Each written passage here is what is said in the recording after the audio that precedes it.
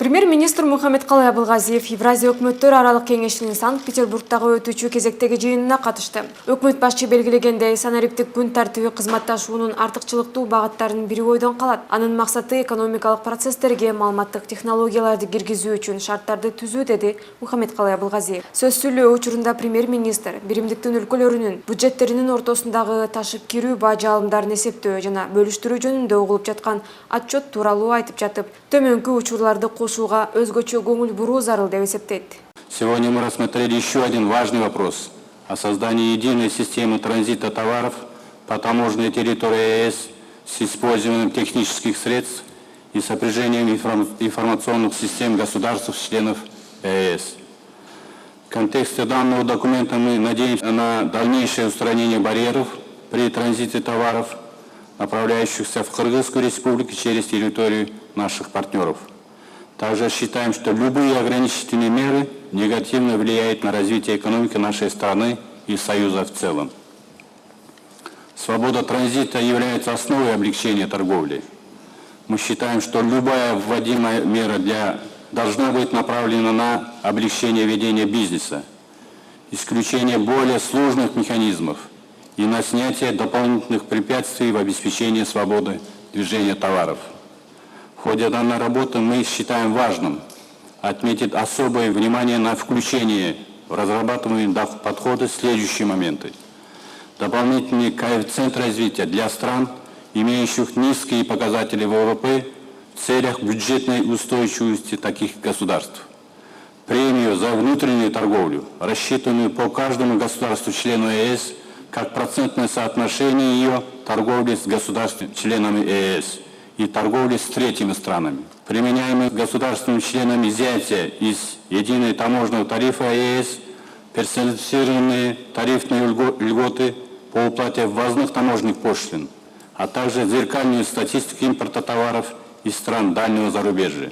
Санкт-Петербург шаарында өткөн Евразия өкмөттөр аралык кеңешинин кезектеги жыйынынын жыйынтыгында ЕЭП катышуучу өлкөлөрүнүн өкмөт башчылары бир катар документтерге кол коюшту.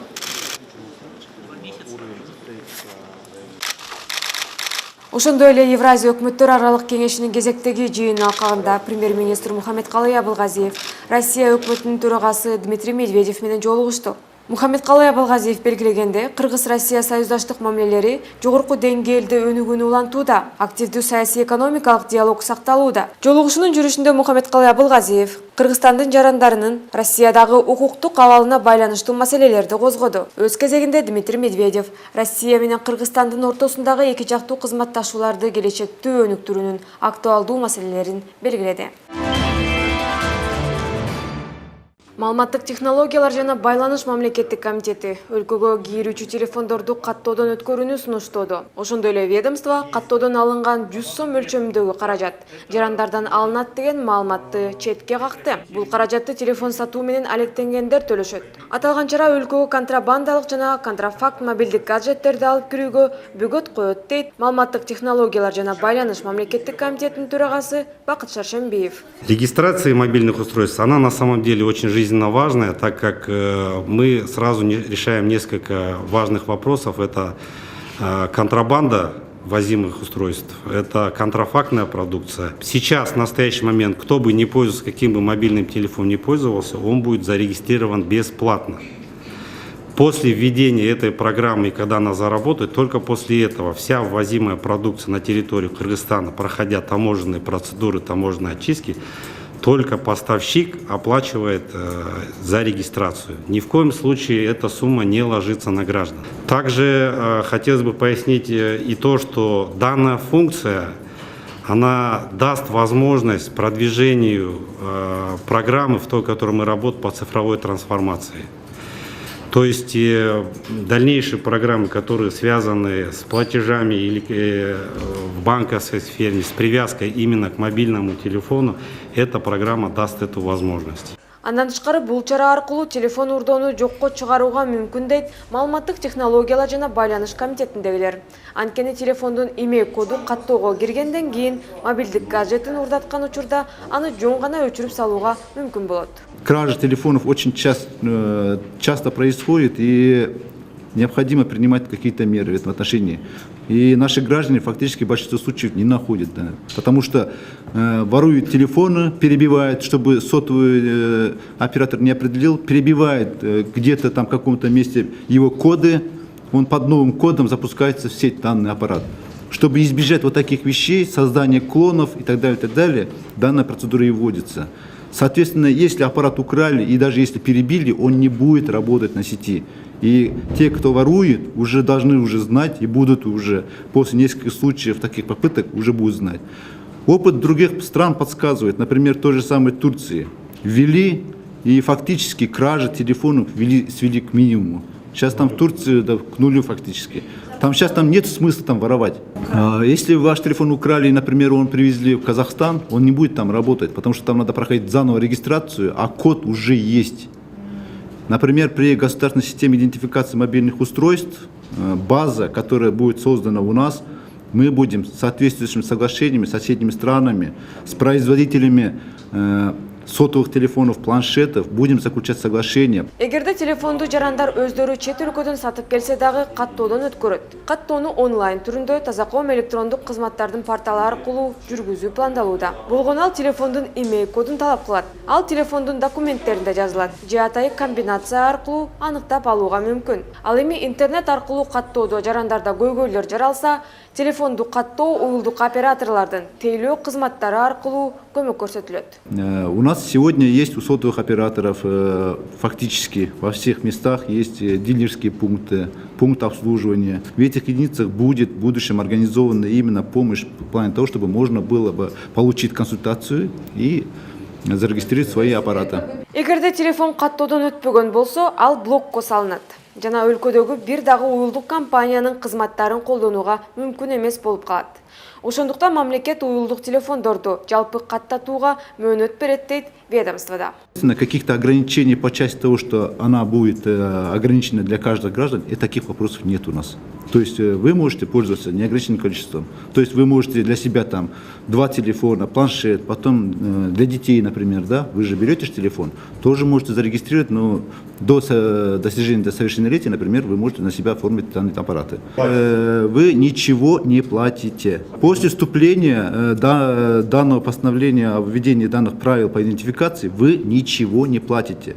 Плата касается только тех телефонных аппаратов, планшетов, которые пересекают границу как новые. Каттоодон өткөн телефондордун бардыгы маалыматтык технологиялар жана байланыш мамлекеттик комитетинин маалымат базасында сакталат жана эч жака берилбейт. Ички иштер министрлиги жана УКМК дагы соттук санкциясыз базаны колдонууга укук ала алышпайт.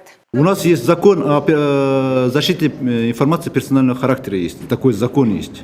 Там в этом законе прописана информация, какую могут иметь доступ, какой является общественной, а какой является информацией персонального характера. Соответственно, только по личному вашему заявлению может быть доступ, обеспечен доступ.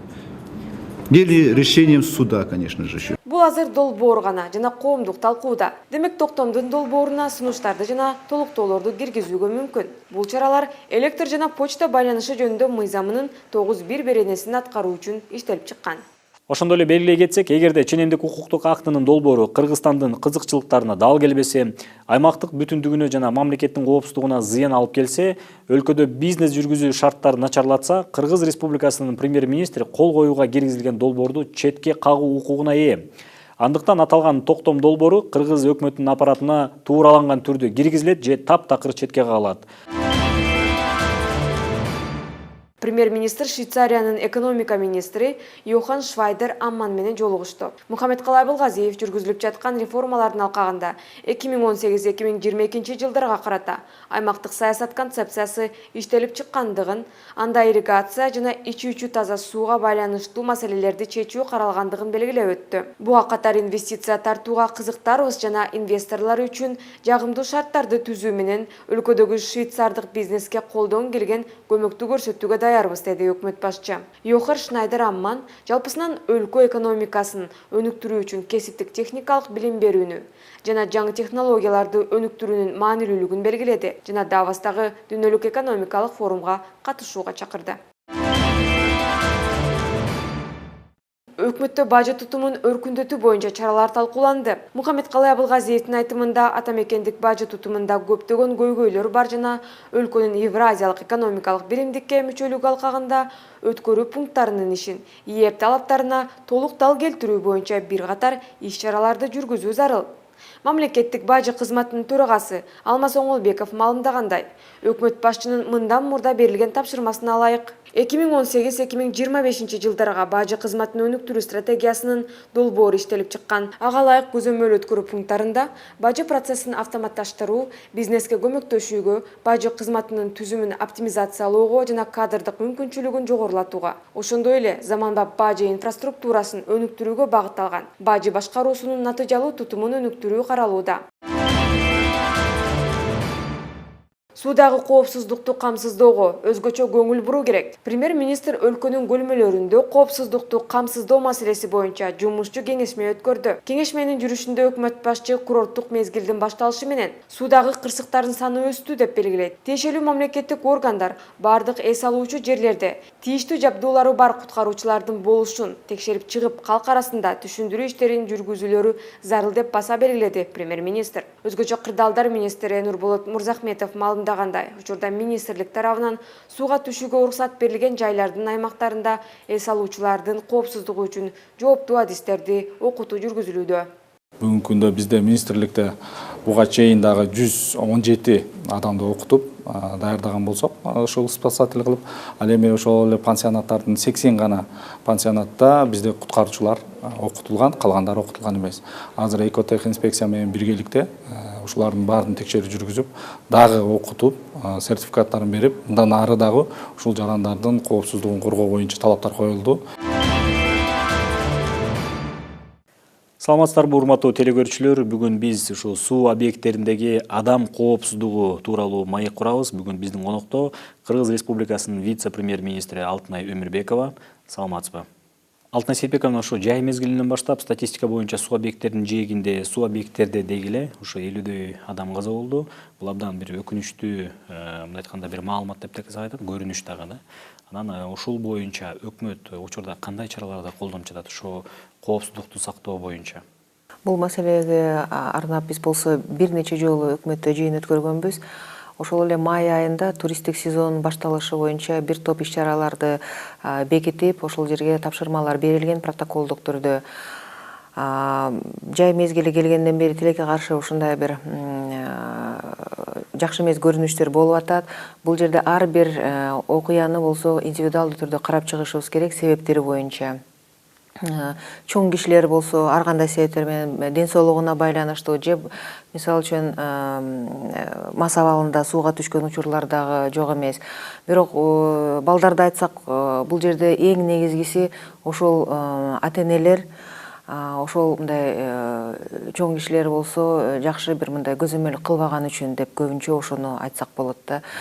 Эмне үчүн бүгүн дагы суроо берип атат. Мурун мындай бир окуялар мынча көп эмес болчу, ошол эле совет учурун айтып.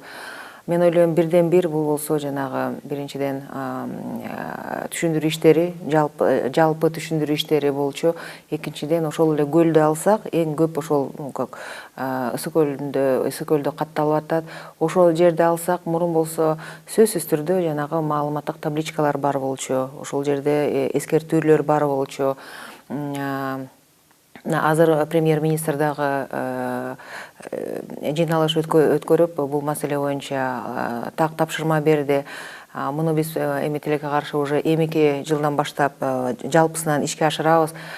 Бир топ пансионаттарыбыз бар. Алардын жарымысында дагы жанагындай атайын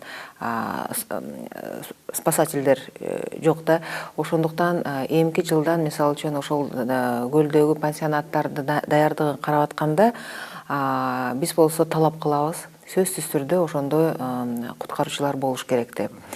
Ошол жерде керек болсо ошондой бир смотровой вышкалар болуш керек пансионатта. Ошол жерде толугу менен 1 саат же 1 мүнөт дагы жок болбой ошол жерде камсыз кылыш керек. 1 киши иштейби, 5 киши иштейби, ошол пансионаттын эмесине көлөмүнө жараша. Ошондуктан бир топ иш-чаралар өткөзүлүп атат. Мына биз болсо биздин өкмөттүн ыйгарым укуктуу өкүлдөрүнө тапшырма берилди. МЧСте сурандык, алар болсо ошондой жанагы уюлдук телефондорго СМС рассылка кылышат. Алардын мындай тажрыйбасы бар. Ошону сурадык. Роликтерди чыгарууну тапшырма бердик. Азыр уже роликтер бар.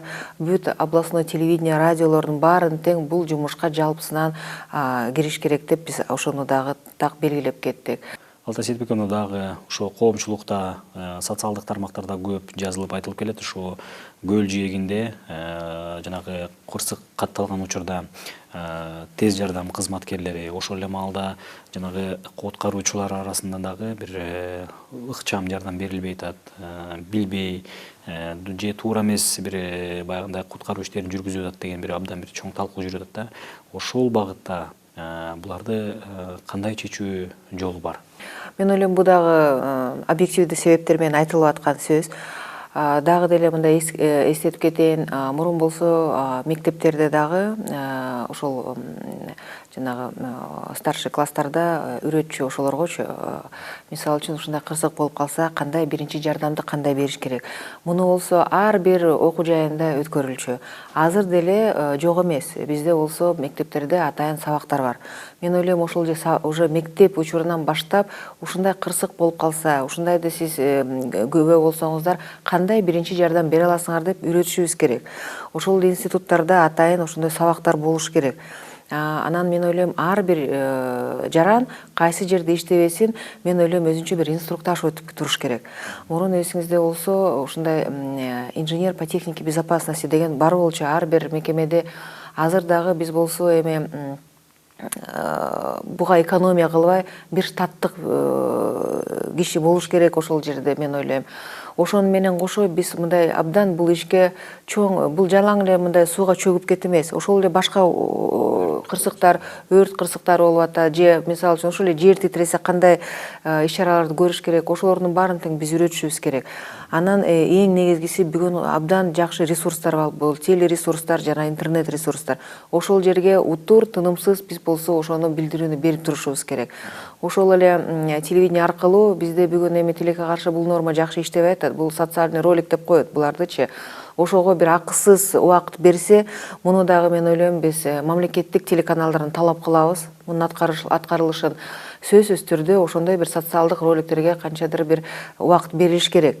Ошондо гана мен ойлойм элдер болсо ар кандай булактардан бул маалыматты алса, ошого үйрөнсө, мен ойлойм эми турмушта бул деле керек болот го дейм да. И балким ошонун баары навыктар болсо, жанагындай бир учурлардан балким биз кыскартсак болотпу дейм. Бул мыйзамда каралган бир топ талаптар бар. Аны болсо мамлекеттикпи же жеке менчик ишканалар болобу, алардын баары тең ошол мыйзамга жооп бериш керек, мыйзамдын талаптарын аткарыш керек. Балким жанагы биз айткандай именно куткаруучуларга вышкаларды биз бүгүн мисалы үчүн аларды койгула деп кандайдыр бир мыйзамдык эмеси жок болсо талабы. Эми бул жасала турган эле нерсе, биз болсо демек өкмөт ошого кайсы бир укуктук ченемдик актыларга өзгөртүү киргизиш керек. Керек болсо мыйзамдарга өзгөртүүлөрдү киргизиш керек. Анан болсо алар баары тең ошолорду аткарганга милдеттүү болот.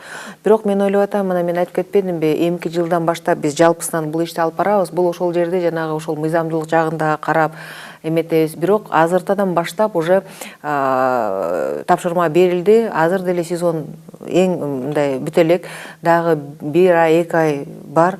Анан ошону дагы азыр мен ойлойм өстөрү пансионаттар дагы ошого кызыктуу болуп, өстөрү дагы ошону жасап атат деген ойдомун. Анан биздин ошол СКөлдөгү ыйгарым укуктуу өкүлдөрүбүз билдирүү беришет и текшеришет биздин органдар менен кошо. Ошол бар азыртадан эми кичине түшүндүрүү иштерин өткөзүшөт, суранып ошол жерге. Жана ушул менин акыркы суроом, ушул ата-энелерге сиз кандай кеп кеңеш берип кете элеңиз? Ушул балдарды жанагындай суу объекттеринде өзүн алып жүрүүдө жана ушул өзүнүн коопсуздугун камсыз кандай иш-аракеттерди көрүш керек? Балдарыбыз эң мындай мен ойлойм кымбат. Бирок ошо менен кошо кээ бирде мындай бир кур сөз болуп атат да, балдарга жергиликтүү мындай жеткиликтүү бир мындай көңүл бурулбай атат десек дагы болот да көп учурларда. Ошондуктан албетте мен ата энелерге айтайын, мына кандай кырсыктар болуп атат. Мен ойлойм бүгүндөн баштап балдарыбыз менен жөн эле аларды көзөмөл кылбай, алар менен дагы түшүндүрүү иштерин жүргүзүшүбүз керек. 2-де болобу, 3-те болобу, азыркы балдар болсо, азыркы замандын балдары баарын түшүнөт, баарын билет.